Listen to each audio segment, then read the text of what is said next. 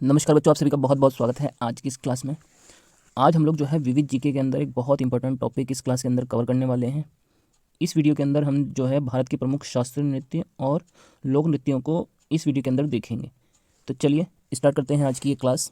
देखिए, सबसे पहले बात करते हैं शास्त्रीय नृत्य की। तो देखिए, भारत में जो है वर्तमान में 8 शास्त्रीय नृत्य हैं। तो आपको इसको अच्छे से याद कर लेना है कि अगर पूछ लिया जाए कि बताइए भारत में वर्तमान में कितने शास्त्रीय नृत्य हैं, तो इनकी संख्या है 8। तो चलिए आइए एक एक करके इनको देखते हैं और इनको याद करने की कोशिश करते हैं। देखिए, एक तरफ जो है इसमें लिखा गया है शास्त्रीय नृत्य और दूसरी साइड लिखा गया है राज्य। कौन सा शास्त्रीय नृत्य किस राज्य में होता है। तो देखिए, सबसे पहले बात की जाए अगर भरतनाट्यम की, तो ये एक जो है बहुत ही प्रमुख जो है शास्त्रीय नृत्य है।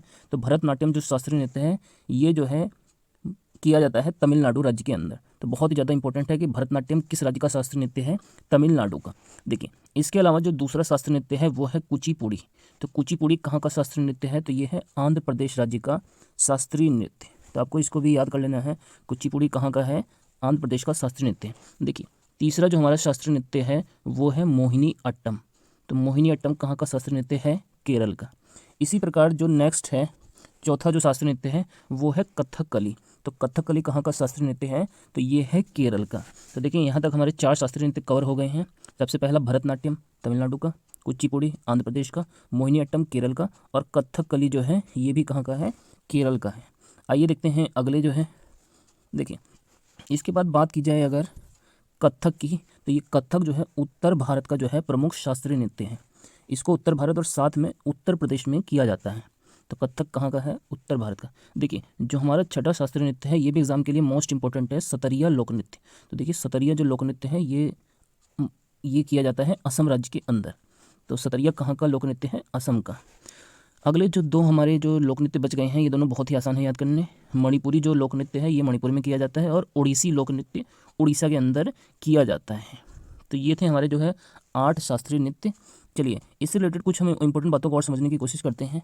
देखिए, मैंने आपको अभी बताया था कि जो भरतनाट्यम है वो किया जाता है तमिलनाडु में। तो देखिए, भरतनाट्यम से संबंधित एक दो आपको व्यक्तियों के नाम याद रखने हैं जो एग्ज़ाम के लिए इंपॉर्टेंट है। जैसे अगर आपसे पूछ लिया जाए कि बताइए हेमा मालिनी जो है किस जो है डांस फॉर्म से रिलेटेड है थी, ठीक है, तो आपको याद रखना है कि हेमा मालिनी किस डांस फॉर्म से रिलेटेड है, किस शास्त्रीय नृत्य से संबंधित हैं, तो ये भरतनाट्यम की एक कलाकार है। इसी प्रकार जो है लीला सैमसन, मृणालिनी साराभाई और साथ में यामिनी कृष्णमूर्ति का संबंध भी किससे है, किस डांस से है, तो इनका भी संबंध भरतनाट्यम से ही है। तो ये काफ़ी इंपॉर्टेंट बातें हैं जिसको आपको नोट कर लेना है। इसके अलावा देखिए, अगर बात करें हम सितारा देवी की और साथ में बिरजू महाराज की, तो इनका संबंध जो है कथक शास्त्रीय नृत्य से है। तो इसको भी जो है आपको अच्छे से याद कर लेना है। तो यहाँ तक की बातें आपके बहुत अच्छे से समझ में आ गई होंगी। चलिए आइए देखते हैं इसके बाद अगला पॉइंट हमारा। देखिए, अब हमारा जो अगला टॉपिक है आज की इस वीडियो में वो है भारत के प्रमुख लोक नृत्यों का।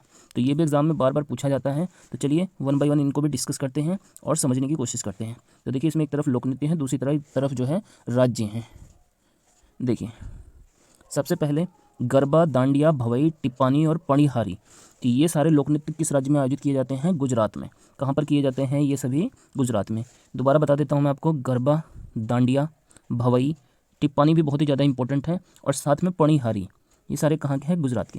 और गुजरात राज्य की तटरेखा सबसे लंबी है और साथ में जो गिर राष्ट्रीय उद्यान है वो भी कहाँ पर स्थित है, गुजरात राज्य में ही स्थित है। तो ये कुछ एक्स्ट्रा फैक्ट थे जो आपको ध्यान रखने हैं। इसके अलावा देखिए, बिहू, कली गोपाल, खेल गोपाल और सतरिया और इसके अलावा नागा नृत्य, ये जो है असम राज्य में आयोजित किए जाते हैं। कहाँ पर आयोजित किए जाते हैं, असम में, जिसमें से बिहू एक बहुत ही प्रसिद्ध डांस फॉर्म है। इसके अलावा कली गोपाल, खेल गोपाल और सतरिया भी, और साथ में नागा नृत्य भी कहाँ का है, असम राज्य का लोक नृत्य है। इसके अलावा देखिए कुछ और डांस फॉर्म है। देखिए, अगर पूछा जाए तमाशा और लावणी किस राज्य का लोक नृत्य है, तो ये है महाराष्ट्र राज्य का लोक नृत्य। इसके अलावा भरतनाट्यम जो है तमिलनाडु का लोक नृत्य है। इसके बाद देखिए, जो अगला हमारा डांस फॉर्म है वो है छठ पूजा, विदेशी और जाट जाटिन, ये बिहार राज्य का लोक नृत्य है। इसके अलावा देखिए, कथकली और मोहिनी अट्टम, ये कहाँ का लोक नृत्य है, तो ये है केरल का लोक नृत्य। इसके अलावा अगर आपसे पूछ लिया जाए कि बताइए शोडोल कहाँ का लोक नृत्य है, तो याद रख लेना इसको, लद्दाख का ये लोक नृत्य है। और अगर पूछ लिया जाए रऊफ किस राज्य का लोक नृत्य है, तो ये है जम्मू कश्मीर राज्य का लोक नृत्य। देखिए, इसके बाद जो है कुछ और हमारे लोक नृत्य हैं, उनको भी हम वन बाय वन देखते हैं और इस टॉपिक को पूरा करते हैं जल्दी से। देखिए, इसके अलावा अगर आपसे पूछा जाए बैसाखी भांगड़ा गिद्धा किस राज्य का लोक नृत्य है, तो ये है पंजाब राज्य का एक प्रमुख लोक नृत्य। इसके अलावा युद्ध नृत्य, मुखौटा नृत्य, ये दोनों कहाँ के लोक नृत्य हैं, तो ये है अरुणाचल प्रदेश की। अगर पूछा जाए गढ़वाली कुमाऊनी, ये कहाँ का लोक नृत्य है, तो ये है उत्तराखंड का लोक नृत्य। इसके अलावा यक्षगान कहाँ का है बताइए, तो ये कर्नाटक राज्य का लोक नृत्य है। देखिए इसके बाद सरहुल, पाइका और छऊ, ये कहाँ का लोक नृत्य है, तो ये है झारखंड राज्य का लोक नृत्य। इसके अलावा कठपुतली, झूमर, सुई सीनी, चाकरी और भवई, ये किस राज्य के लोक नृत्य हैं, तो ये हैं राजस्थान राज्य के लोक नृत्य। राजस्थान जो है क्षेत्रफल की दृष्टि से भारत का सबसे बड़ा राज्य है और राजस्थान के अंदर जो है अरावली पर्वत भी स्थित है। अरावली पर्वत की अगर सबसे ऊंची चोटी पूछी जाए तो वो है गुरु शिखर। देखिए इसके अलावा कजरी, नौटंकी, रासलीला, चरकुला और झौरा, ये जो है उत्तर प्रदेश के लोक नृत्य हैं। इसके अलावा छपेली और डंडा नाव, ये हिमाचल प्रदेश का लोक नृत्य है। अगर आपसे पूछा जाए पंडवानी और कर्मा कहाँ का लोक नृत्य है, तो ये है छत्तीसगढ़ का लोक नृत्य। इसके अलावा कर्मा जो है मध्य प्रदेश का भी लोक नृत्य है। इसके अलावा अगर पूछा जाए लंबाडी कहाँ का लोक नृत्य है, तो ये है आंध्र प्रदेश का लोक नृत्य। देखिए इसके अलावा कुछ इंपॉर्टेंट पॉइंट भी यहाँ पे दिए गए हैं जो आपकी परीक्षा के लिए बहुत ही ज़्यादा इंपॉर्टेंट है, तो आपको इनको भी जो है एक बार अच्छे से देख लेना है। देखिए कुचिपुड़ी क्या है, कुचिपुड़ी को एक देव नृत्य भी कहा जाता है, देवताओं के द्वारा इसको किया जाता था। इसके अलावा देखिए अगर पूछा जाए भरतनाट्यम का प्राचीन नाम क्या था, तो इसका जो प्राचीन नाम था वो था सदिर। देखो अगला जो पॉइंट है वो है कि गरीबों की कथकली के रूप में किसको जाना जाता था, तो गरीबों की कथकली कहा जाता था ओट्टन तुलन को। तो आपको याद कर लेना है, गरीबों की कथकली बोला जाता था ओट्टम तुलन को। देखिए इसके अलावा रविन्द्रनाथ टैगोर का योगदान किस नृत्य शैली में है सबसे ज़्यादा, तो ये है कथकली में। इसके अलावा अगर पूछा जाए कि मुखौटे का प्रयोग कौन से डांस फॉर्म में किया जाता है, तो वो किया जाता है कथकली के अंदर मुखौटे का प्रयोग। देखिए अगला जो पॉइंट है इसके बाद भारत खंडे संगीत महाविद्यालय कहाँ है, तो ये स्थित है लखनऊ के अंदर। इसके अलावा राग भैरव या राग भैरवी किस समय गाया जाता है, तो ये प्रातःकाल के समय गाया जाता है। देखिए इसके अलावा हिंदुस्तानी संगीत का सर्वाधिक प्राचीन घराना कौन सा है, तो ये है ग्वालियर घराना। अगर आपसे पूछ लिया जाए कि गज़लों का जनक कौन है, तो ये है अमीर खुसरो। और अगर पूछ लिया जाए कि बताइए संगीत का उल्लेख किस वेद में है, तो ये है साम वेद के अंदर। देखिए इसके अलावा अगर पूछा जाए कि सबसे प्राचीन वाद्य यंत्र बताइए, तो सबसे प्राचीन वाद्य यंत्र है वीणा।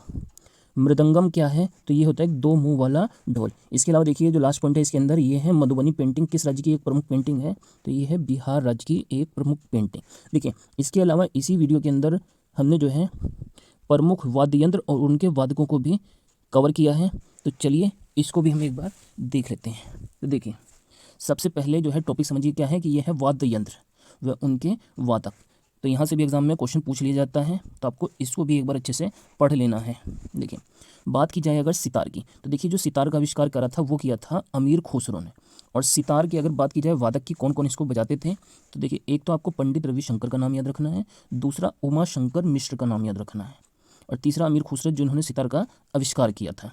तो ये आपको तीनों नाम याद रखने हैं, रविशंकर पंडित, उमा शंकर मिश्र और अमीर खुसरो, तीनों का संबंध सितार वाद्य यंत्र से है। देखिए इसके बाद जो अगला वाद्य यंत्र है वो है सरोद। तो देखिए सरोद जो वाद्य यंत्र है उससे संबंधित जो प्रमुख वादक हैं उनमें सबसे पहला नाम है अमजद अली खान का, इसके बाद अलाउद्दीन खां और फिर है अली अकबर खां। तो ये तीनों जिनके नाम के अंत में खा है, तो ये आपको अच्छे से याद कर लेना, अमजद अली खां, अलाउद्दीन खां और अली अकबर खां। देखिए इसके बाद जो है, देखिए इसके बाद जो हमारा अगला जो है जो वाद्य यंत्र है वो है संतूर। क्या है, संतूर। तो देखिए संतूर के प्रमुख वादक हैं शिव कुमार शर्मा और भजन सोपारी। ये जो शिव कुमार शर्मा है ये एग्जाम के लिए बहुत ही ज़्यादा इंपॉर्टेंट है। देखिए इसके बाद जो हमारा अगला वाद्य यंत्र है वो है शहनाई। तो शहनाई में देखिए आप सबने बिस्मिल्लाह खां का नाम जरूर सुना होगा, और साथ में हुसैन खां, दया शंकर जगन्नाथ और अली अहमद, ये सभी जो है शहनाई से संबंधित हैं। इसके अलावा अगर बात की जाए बांसुरी की, तो बांसुरी के लिए आपको हरिप्रसाद चौरसिया और पन्नालाल घोष और पंडित भीमसेन जोशी का नाम याद रखना है। तो बांसुरी के लिए हरिप्रसाद चौरसिया, पन्नालाल घोष और भीमसेन जोशी। इसके बाद देखिए अगर बात करें तबले की, तो जो तबले के लिए आपको नाम याद रखना है वो है जाकिर हुसैन, अल्लाह रखा खां, किशन महाराज और गुदई महाराज, इनका नाम आपको याद रखना है। दोबारा बता देता हूँ मैं आपको, तबले के लिए एक तो जाकिर हुसैन, अल्लाह रखा खां, किशन महाराज और गुदई महाराज। तो ये था हमारा आज का एक टॉपिक। हम जो है अलग अलग पार्ट्स में विविध जीके के सभी टॉपिक को कवर करेंगे। तो आप जो है इस प्रकार की सभी वीडियो को देखने के लिए जो है चैनल को जो है सब्सक्राइब कीजिए, वीडियो को शेयर कीजिए और ज़्यादा से ज़्यादा लाइक कीजिए। मिलते हैं नेक्स्ट पार्ट में। धन्यवाद।